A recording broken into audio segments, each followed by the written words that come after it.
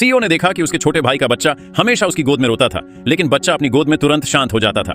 पहले तो उसे इस पर ज्यादा ध्यान नहीं गया, जब तक कि एक दिन बटलर ने उसे नहीं बताया कि बच्चे के पैर के तलवे पर 7 सितारों वाला पैटर्न है, जो बिल्कुल उसके अपने पैर जैसा है। तब उसे एहसास हुआ कि बच्चा शायद उसका अपना हो सकता है। पता चला कि उसका और बच्चे की माँ का कुछ समय का अफेयर था।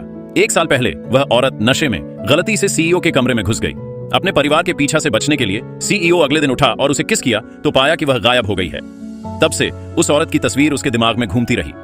उसे पता नहीं था कि वह औरत जल्द ही उसके बच्चे की मां बनने वाली है।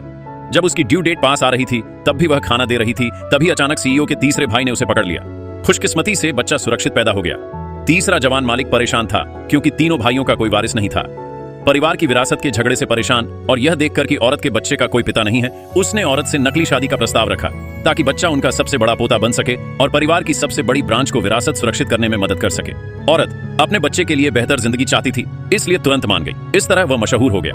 उसी दिन शेंगज्जू मंदिर के प्रेसिडेंट को पता चला कि उसके छोटे भाई का एक बच्चा है और वह अपनी भाभी से मिलने के लिए पुरानी हवेली वापस भागा।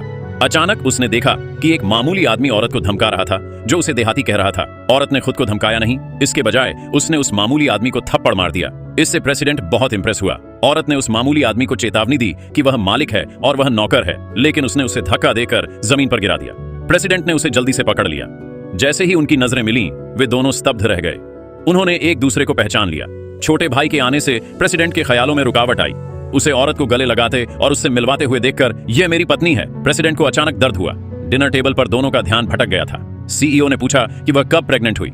औरत का कांटा तुरंत जमीन पर गिर गया। सीईओ की नजर में औरत घबराकर बस इतना ही जवाब दे पाई, जिस दिन मुझे ब्लीडिंग शुरू हुई थी। इससे सीईओ और भी बेचैन हो गया, क्योंकि उनकी मीटिंग उसी रात हुई थी। अपनी पहचान छिपाने के लिए छोटे भाई ने जानबूझकर औरत का हाथ पकड़ लिया था, यह कहते हुए कि उन्हें उस दिन पहली नजर में प्यार हो गया था। यह सुनकर सीईओ अपनी फीलिंग्स को सिर्फ शराब से छिपा सका।